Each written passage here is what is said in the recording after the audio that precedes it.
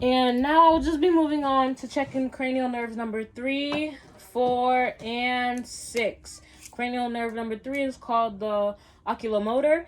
The 4th one is called trochlear, and the 6th one is called the abducens nerve. So when I'm doing this, I'm just checking the 6 cardinal positions of gaze. So just follow my finger, okay?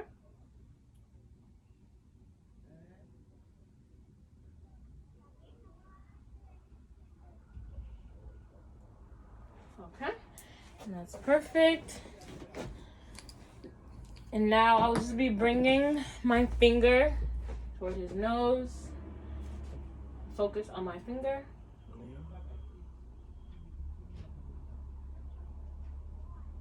Making sure that his eye movement is intact, which it is.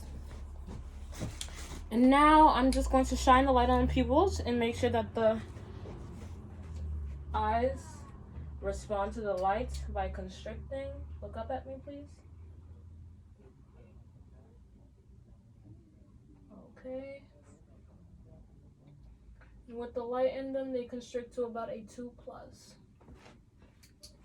Okay. Now, moving on to cranial nerve number 5, which is called the trigeminal nerve. So for this one, I'm basically just checking his facial expressions. So making him puff out his cheeks, making him frown, making him smile. Can you please puff out your cheeks? Smile. Frown. Okay. And his facial expressions are intact. So now moving on to cranial nerve number 7, which is the facial nerve. Now I'll have the client lift his eyebrows. I'll have him frown again. And I will have him squint his eyes and open them. And this is where I'll be looking for any signs of stroke or Bell's palsy, with signs of stroke maybe like drooping of the face and face not being totally symmetrical. Okay? So can you please smile again for me? Lift your eyebrows. Frown. Okay. When those nerves are intact. So moving on to cranial nerve number 8, which is called the vestibulocochlear nerve. So that nerve is where I'm just going to whisper in his ear and have the client repeat it. Okay? So chaque fois répéter, on va dire. Chicken.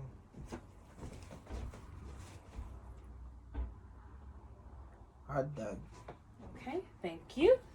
So that nerve is intact. So moving on to cranial nerve number 9. This is called the glossopharyngeal nerve, and cranial nerve number 10, which is called the vagus nerve. So this is where I'm just going to have the client say ah, just so I can observe the uvula going up, making sure that it is properly functioning. Say ah for me. Say ah. Okay. And everything seems to be intact. The uvula did go up. So moving on to cranial nerve number 11, which is the spinal accessory nerve. And this is where I will have the client turn, this is checking for strength, and I will have the client turn their head into my face. And when I'm done with the face on both sides, I will go to the shoulders and have the clients lift their shoulders up against my hands. Okay? So push your face against my hands. Okay. Okay. Lift your shoulders. Okay, nice and strong. So that nerve is intact. So moving on to cranial nerve number 12. This is called the hypoglossal nerve. And this is where I will have the patient just stick their tongue out, looking at their tongue, inspecting and making sure that the tongue is midline. Okay? Stick your tongue out and say eh. Okay, and the tongue is midline, which means that the hypoglossal nerve is intact. So moving on, I will then just check for muscle strength in my client's arms just by having them extend their arms for 10 seconds, like this. Okay? 1, 2, 3, 4, 5, 6, 7, 8, 9, 10. And the reason for doing this is because it is also an assessment of stroke, which you can see that if the client is unable to do this, it might be a sign of stroke. If they're unsteady or if they're not able to maintain it, their arms extended for that long of time. So then I will have the client squeeze my 2 fingers just to assess their strength. Okay. And their muscle strength in their fingers is good. Okay. And I'm just going to have the client lay down and have them elevate their legs for 5 seconds. And this is also part of the NIH. It's also part of the NIH stroke scale. Okay, so lay down for me, please. And elevate this leg for 5 seconds. So, je vais lever pied ça pour 10 secondes. Okay, pour 5 secondes. Okay. 1, 2, 3, 4, 5. Next leg. 1, 2, 3, 4, 5. Okay, you can sit down. And when you're doing this, you're just observing for any like non-steadiness or shaking or any pain, and you would ask the patient if they have pain. Did you have pain when you were doing that? No. Okay. Now moving on.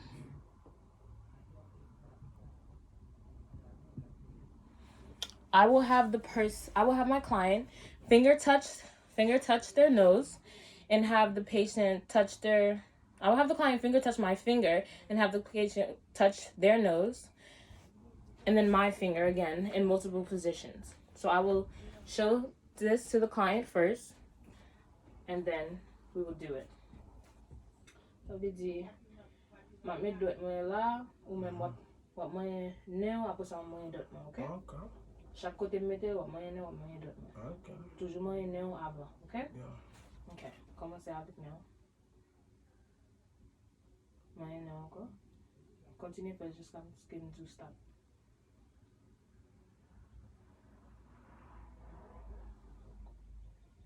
And when doing this, you never want to move your finger while the patient is reaching for your finger. You always want to do this while he is at the nose position. Okay, thank you. So that was that. Now I'm just going to check for coordination of the lower extremities and have the client take the heel of his foot and run it against his shin, which is right here. Okay?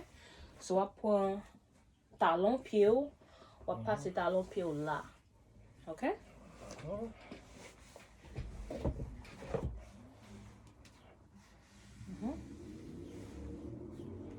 Okay, and opposite foot. Okay. So the coordination of his lower extremities were good. Now I'll have the patient stand up to do the Romberg's test. And I will have his feet together and his hands at the sides with his eyes closed. And I will count to 20 seconds. Okay? Compé. I'll compé. Heel together. Mouth together. Et puis on ferme les yeux. On compter sur 20. Je compter sur 20 pour ça. Let me fin compter. On va ouvrir les yeux. Okay?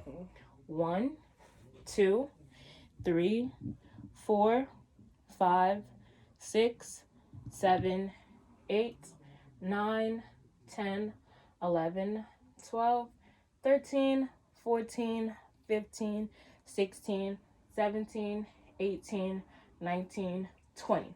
Okay? You can sit down. Now the purpose of this was just to make sure his coordination was intact, which it is. And this is just basically saying that if the patient is able to stand up for a straight in a short period of time without falling, which he succeeded and his coordination is intact. So now I will check for the sensory and check the sharp, dull, discrimination. And I'll do this in several places in his body. And for this, I will use a cotton swab for dull and a pencil for the sharp. Okay? So, ça, là où sorti ça, c'est dull. Dull, okay. Là où Sharp. sorti ça, c'est sharp. Okay? So, on va passer de côté. Okay. Fermez les yeux. Okay, I'll have him close his eyes. Sharp. Dull. Sharp. Dull. Sharp. Dull. Sharp. Dull. Sharp. Dull. Sharp. Dull. Sharp. Okay. So that was that. And his sensory system is intact. He was able to identify the sharp and the dull. So the next thing I will do is test sensation. So basically I will just be rubbing a cotton swab over several places again on his body and having the client tell me when he feels me touch him with the cotton swab. Where does the cotton swab go? Okay. Chaque côté où sentiment avec ça, ou dit now, okay? Okay. Now. Now. Now. Now. Now. Now. Now. Now. Okay. So his sensation is intact. He was able to feel every time that I placed the cotton swab on his skin. So now I will then put an object in the patient's hand and have him identify what this object is. Okay. So, ma mette yon bagay nan men, apre sa wap dim ki sak nan men. Wap sentil, wap mayel, wap dim ki sak nan men ak yon sel men, okay? From Belgium? Yes. Have the patient close his eyes so he doesn't see what it is. Okay. Okay, you could feel it. It's a penny. Okay. And the patient was right. It was a penny. Okay.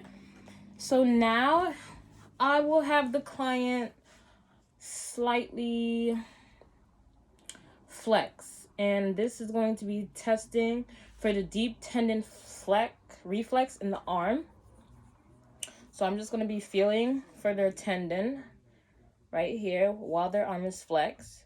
And press down with my thumb. And then I will hit it. I will hit against my thumb with the reflex hammer. So let me grab that.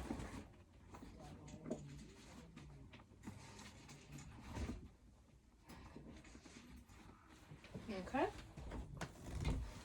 So put your sleeve up for me.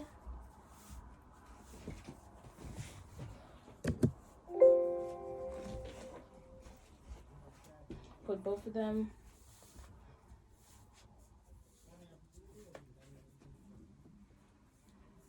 Okay, thank you. Now have your arm like this on this hand. Okay. And I will adjust the camera to have a better view. Okay. So when doing this, you have the arm slightly flexed and you're feeling on the tendon and you want to just hit against your thumb. Okay? And you're just looking for any slight movement of the fingertips. And you do this again on the opposite arm. Feel for the tendon.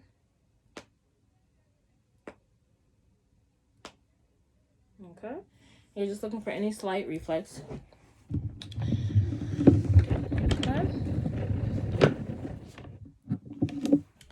Now I will move on to the patellar reflex.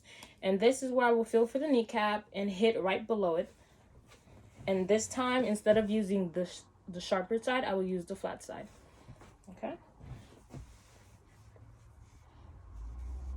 Okay.